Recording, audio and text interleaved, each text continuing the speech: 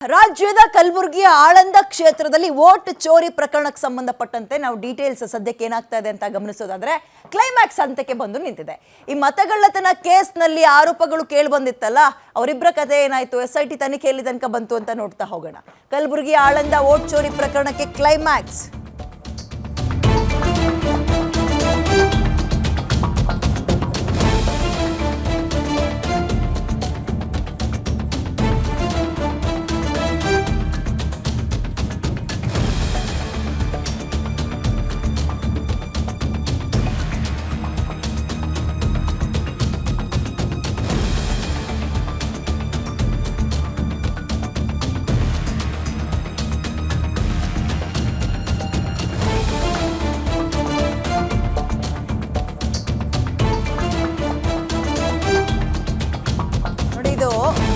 ಈ ವೋಟ್ ಚೋರಿ ಆರೋಪ ರಾಜ್ಯದಲ್ಲಿ ಕಲಬುರಗಿ ಆಳಂದ ಕ್ಷೇತ್ರದಲ್ಲೂ ಕೂಡ ಸೌಂಡು ಮಾಡಿತ್ತು, ನಿಮ್ಮೆಲ್ರಿಗೂ ಗೊತ್ತೇ ಇದೆ.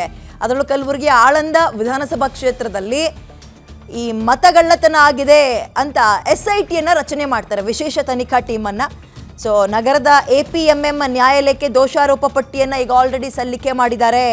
ವಿಚಾರ ಏನಪ್ಪಾ ಇದರಲ್ಲಿ ಅಂದ್ರೆ, ಈಗ ಸುಮಾರು 22,000 ಪುಟಗಳ ದೋಷಾರೋಪ ಪಟ್ಟಿಯಲ್ಲಿ ಮಾಜಿ ಶಾಸಕ ಸುಭಾಷ್ ಗುತ್ತೇದಾರ್ ಮತ್ತು ಅವರ ಮಗ ಹರ್ಷ ಅವರ ಮೇಲೂ ಕೂಡ ಆರೋಪ ಕೇಳಿ ಬರ್ತಾ ಇದೆ. ಈ ಪ್ರಕರಣ ಎಲ್ಲಿಗೆ ಹೋಗಿ ನಿಂತ್ಕೊಳ್ಳುತ್ತೆ ಇವಾಗ ಅನ್ನುವಂಥದ್ದು ಬಹಳ ಕುತೂಹಲ. ಆ ಮತವನ್ನ ಅಥವಾ ವೋಟ್ ಲಿಸ್ಟ್ ಅನ್ನು ಅಳಿಸಾಕೋಕೆ ಇಬ್ರು ಕೂಡ ಇಷ್ಟಿಷ್ಟು ಹಣ ಬೇರೆ ಕೊಟ್ಟಿದ್ರಂತೆ. ಇವೆಲ್ಲವೂ ಪ್ರೂವ್ ಆದ್ರೆ ವಾಟ್ ನೆಕ್ಸ್ಟ್ ಅಂತ ಕುತೂಹಲ ಮೂಡಿಸ್ತಾ ಇದೆ. 2023ರ ಎಲೆಕ್ಷನ್ ನಲ್ಲಿ ಮತಗಳವು ಆಗಿತ್ತು. 2023ರ ವಿಧಾನಸಭಾ ಚುನಾವಣೆಯಲ್ಲಿ ನಡೆದಿದ್ದ ಮತಗಳವು ಪ್ರಕರಣಕ್ಕೆ ಸಂಬಂಧಪಟ್ಟಂತೆ ಈ ಬಗ್ಗೆ ಮೊದಲು ಆರೋಪವನ್ನ ಮಾಡಿದ್ದು ಕಾಂಗ್ರೆಸ್ನ MLA.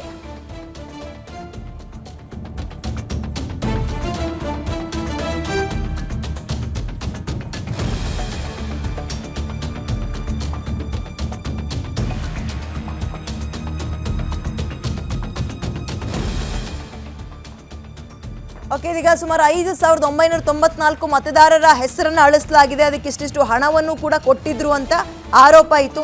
ಈ ಮತ ಕಳವಿಗೆ ಮಾಜಿ ಶಾಸಕರು ಹಣ ಕೂಡ ಪಾವತಿ ಮಾಡಿದ್ದಾರೆ ಅನ್ನೋ ಆರೋಪದ ಜೊತೆಗೆ ಕೆಲವೊಂದು ಡಿಜಿಟಲ್ ಎವಿಡೆನ್ಸ್ಗಳು ಕೂಡ ಸಿಕ್ಕಿದೆ.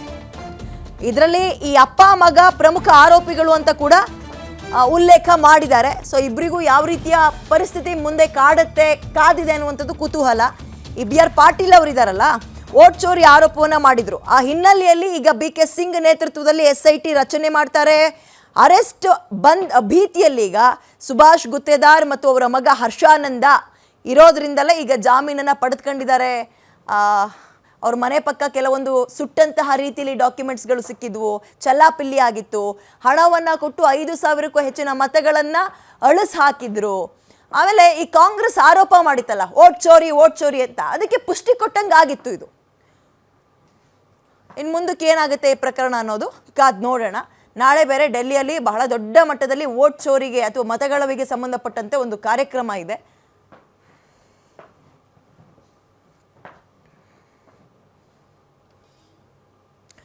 ಮೋರ್ ಡೀಟೇಲ್ಸ್ ನನ್ನ ಕಲಿಗ ಅಜಯ್ ನೀಡ್ತಾರೆ. Good morning Ajay.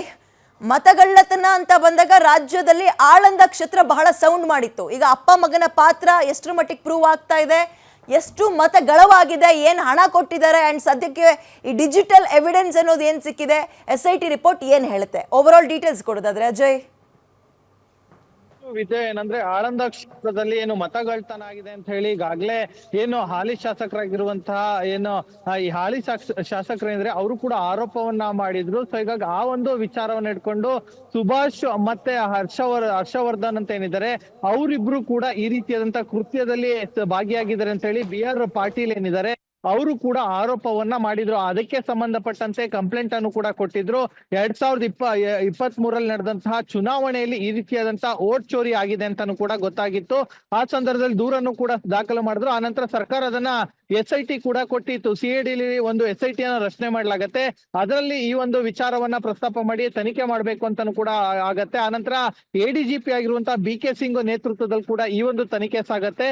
ತನಿಖೆ ಸಾಗದಂತ ಸಂದರ್ಭದಲ್ಲಿ ಗೊತ್ತಾಗುತ್ತೆ ಇಲ್ಲಿ ಒಂದು ಸೈಬರ್ ಸೆಂಟರ್ ಅನ್ನ ಇಟ್ಕೊಂಡು ಪಾಷಾ ಎಂಬಂತ ಏನಿದಾನೆ ಆಳಂದ ಕ್ಷೇತ್ರದಲ್ಲಿ ಆತ ಏನ್ ಮಾಡ್ತಾನೆ ಅಂದ್ರೆ ಪ್ರತಿಯೊಬ್ಬರಿಗೂ ಕರೆ ಮಾಡ್ತಾನೆ. ಕರೆ ಮಾಡಿ ನಿಮ್ಮ OTP ಹೇಳಿ, ನಾವು ಇಲ್ಲಿ ಚುನಾವಣಾ ಆಯೋಗದಿಂದ ಕರೆ ಮಾಡ್ತಿದೀವಿ ಅಥವಾ ನಿಮ್ಮ ವೋಟರ್ ID ವಿಚಾರವಾಗಿ ಕರೆ ಮಾಡ್ತಿದೀವಿ ಅಂತ ಹೇಳಿ ಕರೆ ಮಾಡ್ತಾ ಇದ್ರು.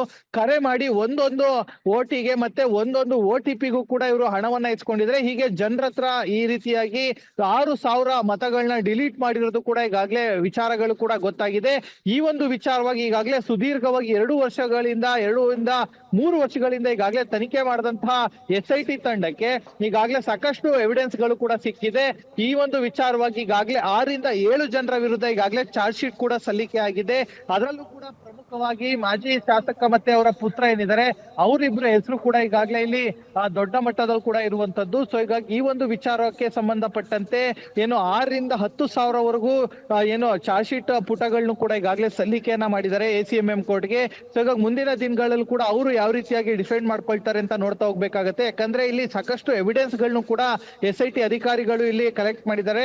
ಅಲ್ಲಿ ಸಿಕ್ಕಂತ ಸೈಬರ್ ಸೆಂಟರ್ ಏನಿದೆ ಆ ಸೈಬರ್ ಸೆಂಟರ್ ಅಲ್ಲಿ ಸಿಕ್ಕಂತ ಎವಿಡೆನ್ಸ್ ಗಳಾಗಿರ್ಬೋದು, ಟೆಕ್ನಿಕಲ್ ಎವಿಡೆನ್ಸ್ ಆಗಿರ್ಬೋದು, ಮತ್ತೆ ಇವರು ಯಾರ್ಯಾರಿಗೆ ಕಾಲ್ಸ್ ಮಾಡಿದ್ದಾರೆ ಅವರ ವಿಚಾರಣೆ ಕೂಡ ಈಗಾಗಲೇ ಮಾಡಿರುವಂತದ್ದು. ಯಾಕಂದ್ರೆ ಇವ್ರು ಕರೆ ಮಾಡಿ ಆ ಒಂದು ಕರೆಗೂ ಕೂಡ ಇಂತಿಷ್ಟು ಹಣವನ್ನ ಇಸ್ಕೊಂತಿದ್ರು. ಒಂದು OTP ಬಂದ್ರು ಕೂಡ ಆ ಒಂದು OTPಗೂ ಅಂತ ಇಷ್ಟು ಹಣವನ್ನ ಇಸ್ಕೊಳ್ತಾ ಇದ್ರು. ಸೊ ಈಗ 2018ರಲ್ಲೂ ಕೂಡ ಇದೇ ವಿಚಾರವಾಗಿ ನಾನು ಸೋತಿದ್ದೆ ಅಂತಾನು ಕೂಡ ಈಗಾಗಲೇ ಹಾಲಿ ಶಾಸಕರು ಕೂಡ ಈಗಾಗಲೇ ಹೇಳ್ಕೊಂಡಿರುವಂತದ್ದು. ಸೊ ಈಗ ಈ ಒಂದು ವಿಚಾರ ಸಾಕಷ್ಟು ಸದ್ದು ಮಾಡಿತ್ತು.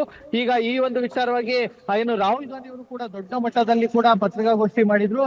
ಸೊ ಈಗ ಈ ಒಂದು ವಿಚಾರವನ್ನ ಇಟ್ಕೊಂಡು ಈಗಾಗಲೇ ಚಾರ್ಜ್ ಶೀಟ್ ಸಲ್ಲಿಕೆ ಆಗಿದೆ. ಸೊ ಮುಂದಿನ ದಿನಗಳಲ್ಲಿ ಇನ್ನೂ ಯಾವ ರೀತಿಯಾದಂತ ಒಂದು ಟರ್ನ್ ಅನ್ನ ಈ ಒಂದು ಕೇಸ್ ಪಡೆಯುತ್ತೆ ಅಂತ ನಾವು ಸಹ ಕಾದ್ ನೋಡ್ಬೇಕಾಗಿದೆ ವಿದ್ಯಾ. ಓಕೆ, ಧನ್ಯವಾದ ಅಜಯ್ ಡೀಟೇಲ್ಸ್ಗೆ.